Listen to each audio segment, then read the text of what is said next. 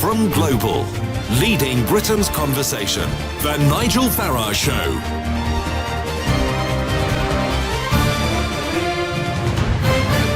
There's one subject I really do know quite a lot about, and it's the setting up of brand new political parties, because I was involved in this way back in 1993 when UKIP first became established. But despite the difficulties of getting new parties off the ground in this country, there is no lack of enthusiasm out there for people to form them. And it's remarkable that last year 51 new political parties were set up and registered, and that this year in 2018 already there have been 13. Now, we don't hear much about them generally, and one of the things this show always wants to do is to try and make sure every range of opinion gets debated. And I'm interested at the moment in what's going on in the Remain camp. You remember a few weeks ago I talked to Alistair Campbell. He claimed that the Remain side weren't very active and weren't doing very much. I didn't quite believe him. Seems to me there's a lot of activity on the Remain side out there.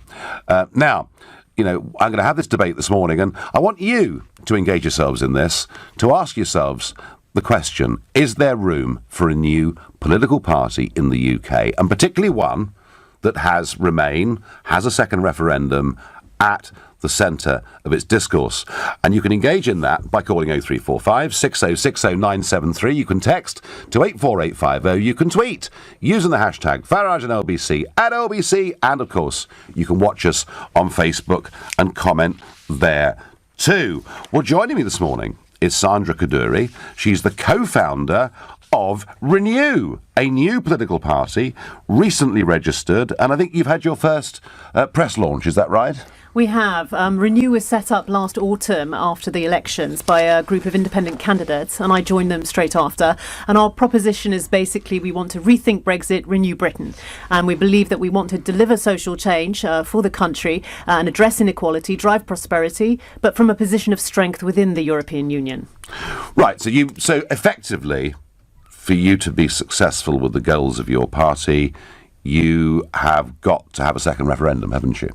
Well, we think the tide is turning, actually, Nigel. We do see that many campaigning groups, as you say, are coordinating better now. And we're tapping into a feeling among voters that they didn't know everything that leaving the EU would be about. There's now more information on the table. There are the semblance of a deal coming together. We're not even still clear what that deal is. And now that this information is available, we think the voters deserve another chance to see whether or not they agree. OK. No, I mean, I hear that. And yet, isn't your difficulty that a few weeks ago, sitting in that very chair, was Sir Vince Cable, leader of the Liberal Democrats, who kind of pretty much said exactly the same thing that you've just said. So we've got the Liberal Democrats who want an exit from Brexit, you know, want a second referendum, and will make the same economic arguments broadly that you're making. We've got the Labour Party, you know, going through a big change in their Brexit policy. Key speech tomorrow that Jeremy Corbyn is going to make, but it looks like the Labour Party are going to be committing to us being signed up to a customs union. We don't quite yet know where they are on the single market, but it would appear, despite Frank Field and Kate Hoey warning them that there are 4 million Brexit Labour voters, but it seems like Labour are going in that direction. So why do we need Renew, a new political party, if effectively that ground is covered already? We are a brand new party, and I think that's important that we have a clean slate. We actually have to go back to the people. Millions of people feel politically homeless. They feel politicians are out of touch. The major political parties are riven by disagreement and infighting. Labour's on the fence about the European Union. The Conservative Party are botching negotiations terribly. The Liberal Democrats have been discredited and failed to make an impact at the polls. We need something new to create a new vision for the country. We're at a critical situation now. We need to go back to the people, find out what's wrong, what's working, what's not, and what gives them hope for the future. And we are on a wrong path right now, Nigel, and we really do feel people need a new alternative so they can make another decision about where we're heading. So who's your leader? We have 3 leaders at the moment. 3? I'm one of them. Yes, 3? It's a new How on earth are you going to get the British public to understand a political party with 3 different leaders? Actually, I think it's a really wonderful proposition. We've got 2 of our leaders are currently out and about, a Listen to Britain tour. We're carrying out surveys to ask people what's working, what's not, what gives them hope. They are visiting universities, schools, colleges. They're going campaigning in the street. They're mobilising our 800 candidate applications for Parliament and thousands of supporters we've got coming in. And they're campaigning now and asking people, engaging people on the real problems of inequality and division in our country and how we should address it at the national level. If we leave the EU, we will not be able to address these problems properly. Our economic growth will be reduced. And we actually feel we need to stay in from a position of strength and really talk about the divisions and inequities in this country. So if I'm a member of the public and I meet one of your co-leaders, by the way, you better give us their names because I don't know who they are. Absolutely. James Torrance and James Clark. Thank you. So I'm out there and I meet one of the Jameses on the street and I say, right, new party, Renew. OK, what's your policy on the National Health Service? Well, it's very interesting on the National Health Service. Obviously, it's been crumbling. Obviously, there's so much demand and it's not been able to be dealt with. Obviously, we're going to have reduced public money available after we leave the European Union because economic growth will go down. We've also got chronic shortages of doctors and nurses in our health service at the moment because EU nationals are no longer coming to Britain. We saw the figures the other day, reduced immigration from the EU. And we actually have the health sector very much alarmed at the moment at the increasing cost of pharmaceuticals because sterling has gone down. So we actually... Sterling was at 144 the other day against the dollar, higher than it had been the morning of the referendum. Well, overall, it has led to sort of higher costs for the pharmaceutical industry. And we feel that the health sector will actually benefit from staying in. Also, the collaboration, the scientific research and the medical research that is part of the cooperation with the EU will be affected. Would you not accept that one of the things that has put huge pressure on the National Health Service over the course of the last 10 to 20 years has been the fact that our population is rocketing and that much of that has actually come from the European Union, that part of the health crisis problem that we have at the moment is because of the open door we've had to the European Union. And my guess is that the Jameses, as they're out there campaigning, are going to be met with that argument. Well, obviously, I mean, immigration is an interesting and important issue, and it does need to be addressed properly. There are restrictions we could put in place that the EU has offered, where we could actually see that people who have not found a job within 3 months and are a burden on the health social services could be returned home. But overall, immigration has largely benefited this country, and we've seen a great diversity and skills being brought in. Businesses are currently alarmed by the reduction of numbers of people from the EU. It's enabled growth in our country and productivity. And we have to be careful about misinformation about immigration. We are a diverse society. And we are also immigrants ourselves into the European Union. Our young people are devastated. They will not be able to benefit from the opportunities of living and travelling and working in Europe. Are you honestly suggesting that outside the European Union that young people won't go to university in Heidelberg or wherever it is? Well, all that's up in the air, isn't it, Nigel? I mean, it will definitely not be as easy as it is while we are in the EU. There's a very big world out there. And actually, in many ways, our young people, when they have their gap years, don't really choose Europe anymore. They choose the rest of a world that in many ways is getting much, much smaller. 17.4 million people voted. The biggest exercise in democracy ever taken place in this country. A remarkable result given virtually the entire establishment, Goldman Sachs, through to, big businesses, through to political figures, senior figures, not just from Britain, but across the whole world. And despite this, in this great exercise of democracy, we voted to leave. Isn't your party an anti-democratic party if you want to overturn that? We're actually strongly democratic, in fact, Nigel. We are actually looking for 650 candidates for Parliament, which is a huge exercise in representative democracy. But the fact is, we had a referendum. Mm-hmm. We were told by the establishment that whichever way we voted to leave, that would be a binding result and that Parliament and the government would hold faith with the people. And here you are, setting up a brand new party that wants to go completely against that. Well, we do want to go back to the people now that there's more information on the table.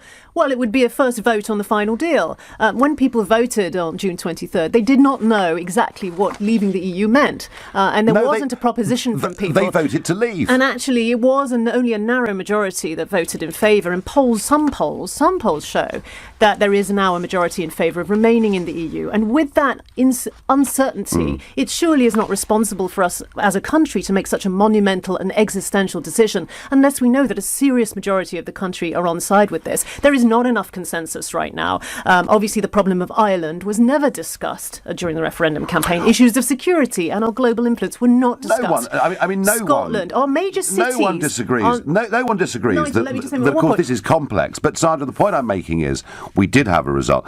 Let me ask you. I'm looking at your documentation, and you clearly had a lot of design work has gone into this, and launching political parties is not the cheapest thing to do. So what are your main sources of funding at the moment for this party? We have multiple donors. We have a few private donors and we have candidate donations and supporters, volunteers. All our board and our chairman and our party members have actually contributed as well. And we're crowdfunding. We're crowdfunding the Listen to Britain tour. Have you directly or indirectly taken any money from George Soros? No, we have not. And would you take money from George Soros's organisations? I would think about it. We haven't really talked about that properly at the moment. But obviously a new party does need some funding, and we will be interested in people who share our vision, who actually want to support the idea of a new grassroots movement that is actually going to offer a new vision for people and for the country, which desperately needs to come back together. And tell me, what's been the hardest part so far? We do have a lot of discussions in our office, our political philosophy and the way ahead. We absolutely agree on the basic premises, the need to address inequality, create more opportunity for everyone, not to leave behind people in our society, which I think the Brexit vote was about, this sort of warning sign that things aren't well. People haven't all benefited. But we also want to embrace the future, be modern and embrace the digital revolution, and actually work with our partners in the EU to address big critical problems that we're going to face. The biggest challenge, I think, is people like you, Nigel. Well, no, not at all. That should make your life easy. I tell you what, I've got already today half a dozen callers who hate me. So, I mean, there's lots of fertile ground for you out there. But I tell you something, I promise you something. Setting up and establishing a new political party in this country is a very tough thing to do. Are you doing this on a full-time basis? I am. And yes, several of us are now full-time. And we're obviously needing to grow the party. We need to build more of machinery to obviously deal with the snowballing support we've got coming in. Thousands of ideas and policy ideas people are sending us, how to renew their communities. And this is really wonderful. And this is what's inspiring us. Oh, there's no shortage of ideas out there. And finally, how have you found the press so far? The press have been very good. I mean, we've had some tricky interviews, but the masses of interest that we're getting is really good. We are the most credible new party around, out of the 51. And we found a lot of European media very excited about us, as well as the domestic media. So we think that's going to grow. One of our biggest challenges is information. I think the fact that we need to make sure quality, truthful information reaches people, that we're not interfered with. There isn't perhaps Russian trolling going on that is going to affect a future vote on this deal, and we need to make sure people understand what the propositions are, all the impacts of what leaving the EU means, the benefits and the negatives. The biggest trouble you'll have is to establish a name and a face with the great British public, and I've got a recommendation for you. There's a chap out there, he's very well known, he's looking for a new political home. I think you sound like the perfect party for him. I give Tony Blair a ring, if I were you. We're not going for Tony Blair. No, not Tony Blair. Well, there you are. But he's well known. That was Sandra Kaduri, the co-founder and one of the three leaders of the Renew political party, a new political party. And I want to know from you, is there space, is there room for a new political party in this country, especially one that basically wants to overturn the Brexit result? You're listening to the Sunday edition of the Nigel Farage Show, exclusively on LBC. It's now 11:17. Never let it be said that the Sunday edition of the Nigel Farage Show is not open to all points of view. But I think actually, over the last few months, I've given Remainers a lot more time than I've given Leavers. So there we heard, and yet another new political party set up in this country, seemed to me to be really rather London-based, and frankly, with the Lib Dems campaigning for an exit for Brexit, I don't think, and particularly given their structure of three leaders that no one's ever heard of, I don't think they've got a cat's chance in hell of getting off the ground. Mind you, Everyone said that to me about UKIP back in 1993. So you never, ever quite know. It's stupid to predict the future, but isn't it incredible that with the first past-the-post political system, with all that difficulty, there were still 51 new political parties set up in this country next year? Do we need a new political party, whether it's Renew or not? Or maybe, I mean, here's a thought. Here's a little thought for you. So Frank Field this morning is writing in The Sun and saying that it would be a catastrophe for Labour if they head towards the customs union single market route, because there are millions of Labour voters who would effectively be betrayed, and Kate Hoey was backing that up.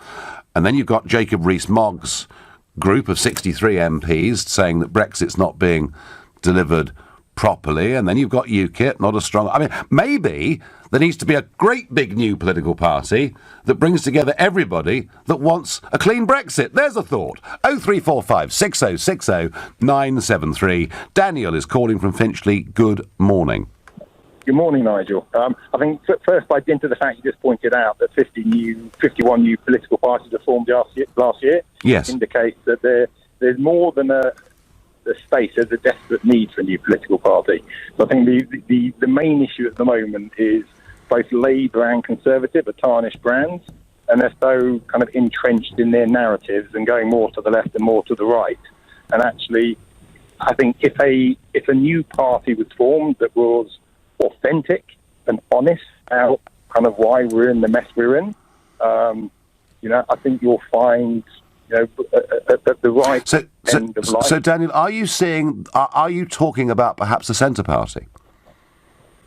Yeah, I think so, because I think the reason why Blair was so successful in his time was because he took the centre ground, and invariably, I think the majority of people, it's all about that authentic and fairness. So I think the majority of wealthy people would pay a bit more on their income tax. They'd be happy to do so as long as they knew it was being spent properly, and it would help kind of bridge the gap. So someone needs to come in, Daniel. Someone needs to come in and do a Macron. Who is it? I mean, surely it's going to need a charismatic individual to do this, isn't it? In which case, it needs someone like you, but definitely not you, because you're too divisive. Right. Yeah, morning. Sunday morning, this is a gentle chat on LBC on a Sunday morning. Well, maybe I am, Daniel. But I mean, the point that I was just making to Sandra Kaguri with their three-leader system is that actually you need a political party, needs a leader, needs a personality, needs somebody that the public can recognise and understand who he or she is. And I'm just not sure, Daniel, with this new centre party idea, this sort of British Macron version that you're talking about, I mean, is it Tony Blair? No, because again, he's too tarnished a brand. I think what you need to set the stall out and set the policy out, and then the actual, a leader will emerge. But first of all, you've got to set the policies. And Daniel, where would this party stand on Brexit? My own view is that I think a lot of the narratives around Brexit were wrong on both sides of the fence. So if you have to be fair and proper about it, I think the case needs to be presented again. And if you have a look at, I think, a lot of the decisions that were made, so, the issues we've got within UK infrastructure, within our schools, within our hospitals, are because governments, whether the Conservative... No, but Daniel, where does this party stand on Brexit? Is it for a clean Brexit? Is it for a second referendum? Because this is the issue of our times, isn't it? It is. I think there should be, if I had to put my money on it, I'd say there should be a second referendum based on correct information. OK, well, Daniel, I tell you what, that's why I don't think there's room for this centre party, because I think we've got the Liberal Democrats are going to say that. Labour may well be moving in that direction. I don't think, given that, there's enough space. I could be wrong. Otherwise, with Renew and all these new parties, if they're all campaigning for a second referendum, it begins to look like the Judean People's Front and the People's Front of Judea. Kathy is calling from Sidmouth. Good morning, Kathy. Good morning. So, is there room for a new political party in this country? No, I don't think there is, not at national level. Mm-hmm. I'm actually leader of the East Devon Alliance, and The East Devon Alliance, is that a party? Yes, it is, indeed. Right. But we focus on local governments, local democracy. There's a desperate need for improvements in local democracy. Oh, transparency, accountability. Okay. So, Kathy, just get this straight. So, unless you're part of a political party, it has to say independent, doesn't it, on the ballot paper? It does indeed. So, when you run for local council, it's East Devon Alliance, and that's clear, yeah? Yes. Okay, interesting. Sorry, go on. Yeah. Yes, and what we stand for is transparency, accountability and democracy. And although it's fantastic that people get excited about forming new political parties, there's such a battle to be fought at local level where we're fighting the impact of government policies every time we're at a council meeting. And how many councillors, Kathy, do you have across East Devon? We got 10 councillors elected in 2015 as East Devon Alliance, and we now also have a county councillor as well. Interesting. And do you get the feeling that people like the concept of a local political party? Yes, very much so. Interesting. Because we're listening to what really matters to people locally, whether that's service cuts as a result of austerity, the massive changes going on privatising in the NHS and closing our community hospitals. These are the things that people can really see we need to be fighting about. Everything is being focused on Brexit, and I understand, of course, that's a massive issue, but that's very outward-looking, and people also need to consider what's happening locally as a result of what the government's doing now. Isn't it, Kathy? Another party just confuses things even more. Isn't it a bit sad in a way? I mean, wouldn't it be better perhaps if we had no parties at local level and everyone stood as independents and stood on the merit of who they were? It would be, yes, and I think, local politics does cause a lot of issues in its own way when you're applying government policies to it. But there's also the concept, of course, that you can't get away from, is that government sets things like council budgets. Yes. How councils then act on that tends to be party political. Yeah, and I get it. Yes, the theory of not having political parties is very attractive, but in reality, it doesn't actually work. Kathy, thank you. Fascinating, really interesting phone call, that. James is calling from Spitalfield. James, good morning. Good morning. Nice to speak to you. Nice to speak to you. I listened to that lady from that new political party. Was it Revoke or Renew? Renew. Recant. That's a great time. You've just given. I tell you what. By Thursday, there'll be a new political party registered with the Electoral Commission called Recant. I bet you it. Sorry, James. Go on. That's right. Well, I just think basically it's a good thing, and the reason is because now people that want to whinge and vote for Remain can split their votes between the Greens and the Lib Dems and Labour, and using our first past the post system, actually that harms their cause, and it's good for our cause. But the point I wanted to really make was, with first past the post, UKIP did really well in 2014 in the European elections. And the European elections I know they're by a different system, but... Well, under PR, James, UKIP won. We won. We came first in the United Kingdom. But it feels like it was about... The European elections was about a particular issue. And when it came to the general election in 2017, all the people in the north, most of them, who had voted Leave in the referendum, were offered sort of pure socialism by the Labour Party that then lied to them about their intention to properly leave the EU, deceived them, and they all just switched back to voting Labour. And it just struck me that... So where do they go now, James? Well, what needs to happen, I think, is there needs to be a left-wing Leave party. And I think people in Sunderland, people in Hull... If they're offered something which James, do you know what? Public services, do you know what? Leave the EU. A left-wing Leave party would get lots and lots of votes in those northern constituencies and not a single seat. And that is the problem with our first past the post system. It makes it very difficult to get any new party established. But James, you're right. There's a gap there. I thank you for your call. And that's the very gap that Frank Field is talking about in his article in The Sun on Sunday newspaper today. You're listening to the Sunday edition of the Nigel Farage Show, exclusively on LBC. It's now 11:30, and on a Sunday morning there's a plethora of shows, television, radio shows, all doing current affairs and politics. And, yeah, they interview political figures. But in the end, normally, it finishes up as a whole series of journalists talking about journalists. Not so here on LBC, where the public get their chance to ring in, to text in, to tweet in, to comment on Facebook. And, you know, I get fed through the callers and we screen them to the degree of making sure they're not absolutely mad or screaming down the phone, and then the callers come through to me. And you never quite know who it is that's calling in. Somebody whose name popped up a few times was someone called Femi, and he rang in from a variety of locations, wherever he was. And then what he was doing was he was then using his side of the conversation, and he was posting videos on YouTube. And here's a couple of examples of his calls into the Nigel Farage Show. I've got a call from Vienna. Femi in Vienna, good evening. Good evening, Mr. Farage. Good evening. What is your main reason for wanting to vote Lib Dem? Well, having studied EU law and therefore knowing what the single market is, I know the economic effect of being out of it. Femi, hello. Good afternoon. Is Blair right? Should we do a different deal with the EU on immigration and then have a second referendum? His point, one of the points he was making today was that we can address immigration better while still remaining in the EU. And one of the issues with immigration is the fact that the government simply hasn't been, living up to its promises. It says it will control immigration, but it hasn't.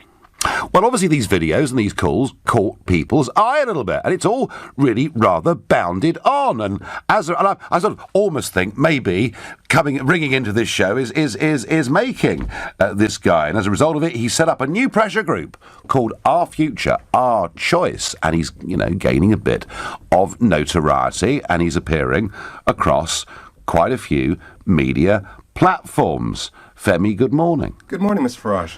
So tell me, what other media shows have you appeared on in the last few weeks?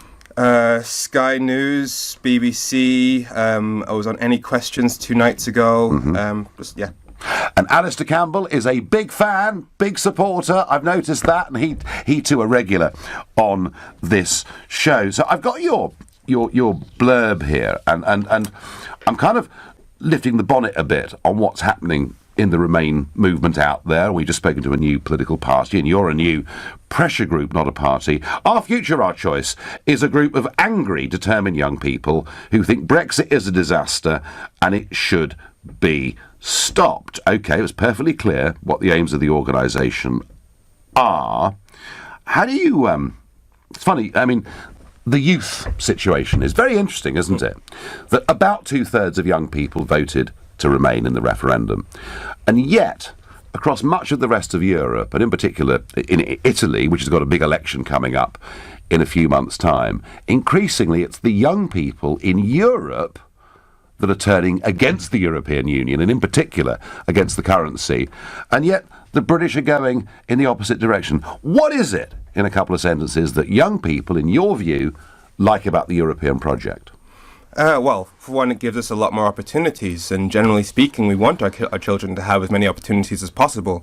And I mean, I remember that I was with people who either hadn't studied at all at any sort of university or had just finished school, and we all went and did seasonal work in hotels in France, and also being both a UK and an EU citizen, that's the only identity we've ever known. And that's what's being stripped from us. I mean, you get to still be British if we have Brexit, but you don't get the identity of being an EU citizen, which to many of us is quite important. No, well, that's certainly true. We will not be EU citizens with Brexit, and that was clearly what we voted on. But what interests me is, I've always thought that youth movements were about having power, about the individual being able to determine their own future. And what I find remarkable is, I understand why in Italy, for example, young people don't like the European project because the currency hasn't suited them very well. I get that. What I don't understand is if we're part of it, you as individuals would have more democratic rights and more power in a Brexit Britain than you could ever have in a European Union where the system of lawmaking is fundamentally undemocratic. Why would young people support a system where the European Commission has the sole right to make legislation? Well, for one, as for the comparison between the UK and countries like, I don't know, Poland, for example, there are a whole bunch of special exceptions that are made for the UK. We don't have the euro. We don't have asylum policy, which means we don't have we're not part of the asylum policy, which means that not one asylum seeker can enter this country without our say-so. I understand that. I'm asking you about democracy. You know, parliamentary democracy. Well, this is part of democracy, as in we've made these choices that other countries don't have to make because we have a significantly more powerful position. We don't have asylum policy. We're not in Schengen. But what we do have is virtually every single piece of our commercial lives legislated somewhere else, something over which the British voter cannot do a single thing to change any of those laws. I mean, even if all 651 of our MPs were to vote against a piece of European legislation, we can't change it. Let's just address the notion that the EU is undemocratic. The EU legislation, as you say, is proposed by the Commission, but it then gets sent to the Parliament, which you are a member of. You personally have the power to input amendments to amend Commission proposals, which means you can take out whatever you like from a Commission proposal, you can put in whatever you want, i.e. draft law, and you are directly elected, which means you, as a directly elected member of the European Parliament, elected by the British people, have the power to completely change Commission proposals, we have the power. And yet you call the EU legislation undemocratic. We have the power that of the doesn't House really of make Lords. sense. We have the power of the House of Lords. It is an amending chamber. But once something becomes EU law, there is nothing you as the voter or any democratic system can do to change that law. Nothing. We can't, with European law, change them at elections. Well, at elections, you vote for the MEPs who will then have the power to change those laws. They can't change the laws because the only way any repeal can come is through the Commission. The Commission, who's appointed by heads of government. Appointed by heads of government who we elect. Well, that's the point. Heads of government who we elect. Next question: EU law. You specialise in EU law. Again, youth movements always strike me as being about freedom. We live under common law in this country, as does Ireland. The rest of Europe lives, of course, under a very different legal code, where they haven't even got the basic protections of habeas corpus. Several parts of Europe where you can be left in prison for 6 months, 9 months, a year, without a charge even being brought. I would presume that you would rather we kept our common law system than move deeper into a European Union. Absolutely, I love common law. I mean, I studied it. So you love the EU. But you love the bits of it we're not part of. Oh, like I said, we have a very special position within the EU framework. We have a whole bunch of exceptions which other countries don't benefit from. So you're boasting almost this morning more about what we're opted out of than what we're opted into. I'm making the point that we basically did Europe a la carte. We chose which parts we wanted to be part of because we have the sovereignty to do so. Now, I wanted to discuss the NHS and immigration. Hang on. I'm still looking at the very big picture stuff here. I feel the NHS is quite important to this country. What is your organisation? What is our future, our choice? What are you going to do? Are you going to be an online-based campaign? Are you going to be a street campaign? What is your plan?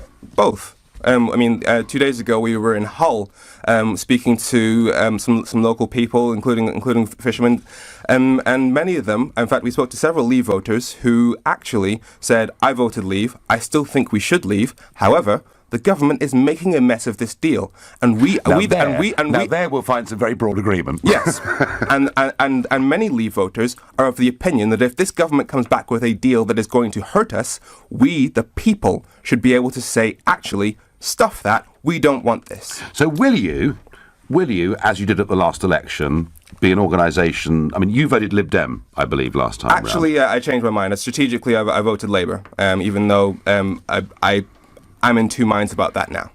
Okay, but Jeremy Corbyn himself, of course, has always been a Leaver, hasn't he? He's always had Eurosceptic opinions, but I really wanted to touch on the NHS. No. Listen. I mean, I'm sure you've got a very full group of things you want to campaign on, but I'll ask you one quick question about the NHS, which I asked the previous interviewee. Would you accept that a population that has risen beyond anything we've ever seen in this country before has put massive pressure on the National Health Service? I'd say that EU migrants make up 5% of the UK's population, and yet they make up 10% of our doctors. So rather than EU immigration being something that threatens the country, it is literally keeping it alive.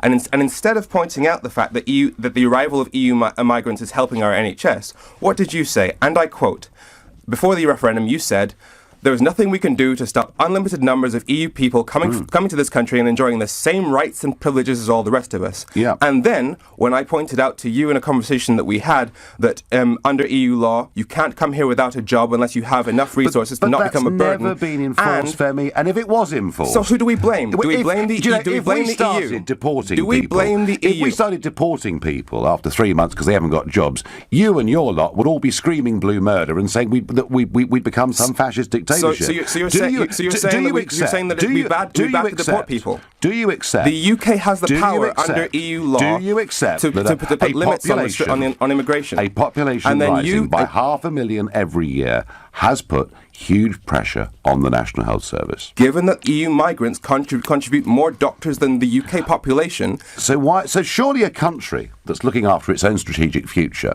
firstly, it would plan how many doctors it needs, and of course we can't do that because we've not been able to predict what migratory flows have been.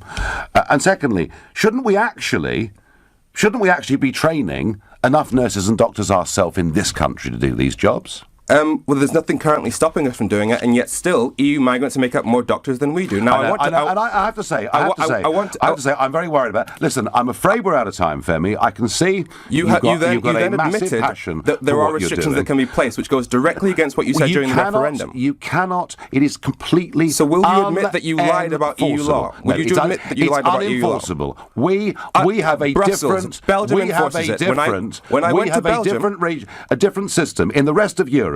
You have to contribute to get benefits. We do not have that link. When I went to Belgium, that is why they made me register. I know. That is why our National Health Service is very, very different to the health service across the rest of Europe. The NHS was a contentious issue, but it's not as contentious. It's not as contentious as a whole mushrooming of organisations. In both Belgium and Austria, I was required to register, explain my job prospects, provide a copy of my employment contract, and try and talk through interviews. You'll find that very few people invite you back.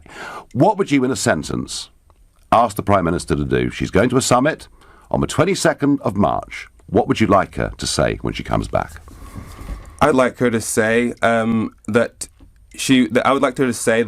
if we can't get a deal that's going to make lives better for the British people, if we can't get a deal if we get a deal that is going to make life worse, that will either leave us less sovereign or leave us significantly cut off economically from our closest and most important economic neighbour, then I will give you a vote. I will protect you from a bad deal by allowing the people to decide whether or not this is right for them.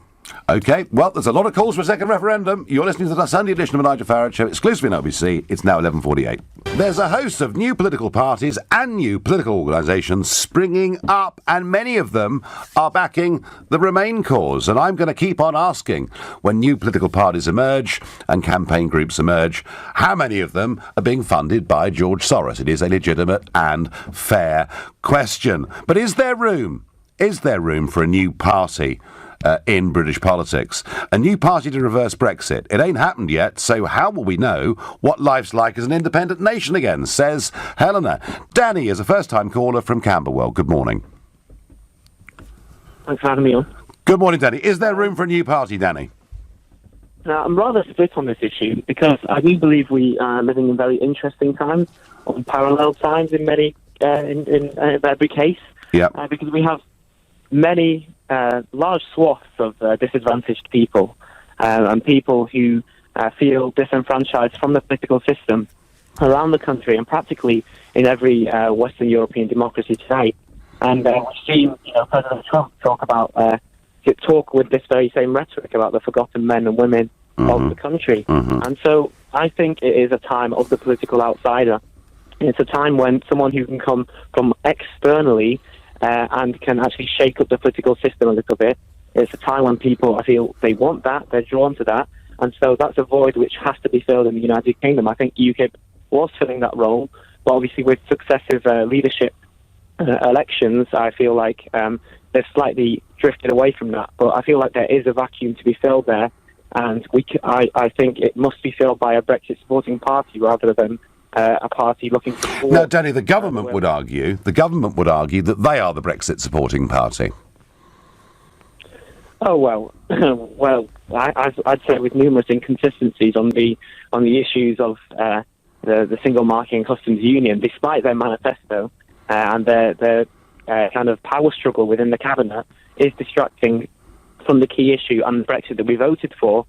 More fundamentally, despite Theresa May in the election saying that she would be willing to walk away and that no deal would be better than a bad deal, we're not really seeing that in her mannerisms. It seems like she would take anything that's on the table. So you think even with Theresa May, giving the speeches she gives, saying that she will deliver Brexit, you still think there's room for a Brexit party? I think there's definitely room for a Brexit party. Okay. Not just that, because we're not too sure, obviously, how the negotiations will play out.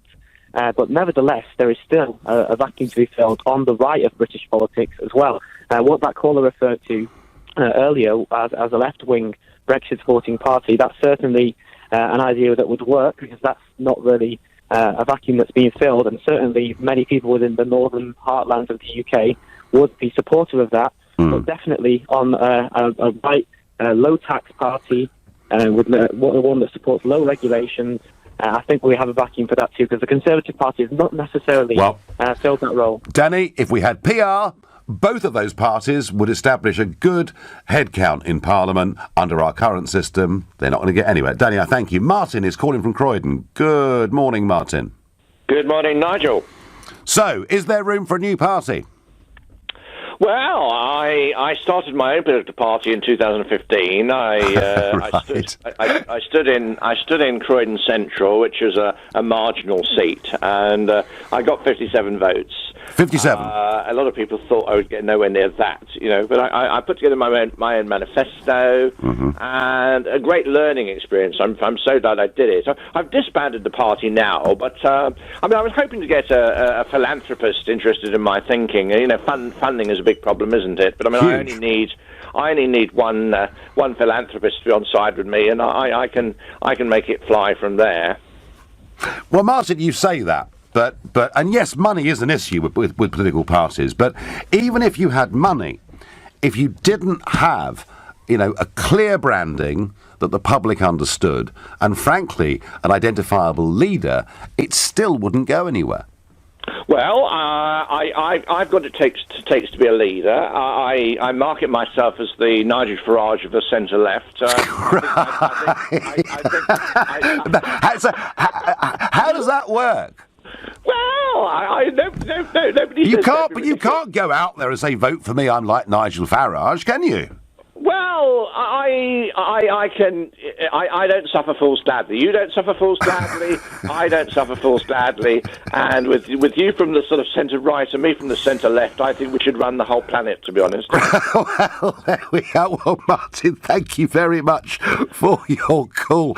Well, I think what Martin proves is there is a wonderful, boundless, false optimism in people who set up their own political parties or run as independent candidates. It doesn't matter what history has shown them, that it's pretty much impossible in this country with the first past the post system ever to break through onto the national debate, let alone win representation at any level. And yet, still people like Martin, filled with enthusiasm, go out there, and he said he was quite pleased he got 57 votes in Croydon Central. He wasn't sure he was actually going to get that many. Well, mind you, they all said the same to me about UKIP. It could never succeed, so who's to say? Tell you what, if we had proportional representation, it would change very, very quickly indeed. You've been listening to the Nigel Farage Show here on LBC. I'm back tomorrow night at 7. Coming up at 3 o'clock this afternoon, it's Alex Salmon, but up next it's Majid Nawaz. You've got the new Macron sitting right in front of you here, Nigel. Well, you never know. You never know. OK, thank you. Coming up.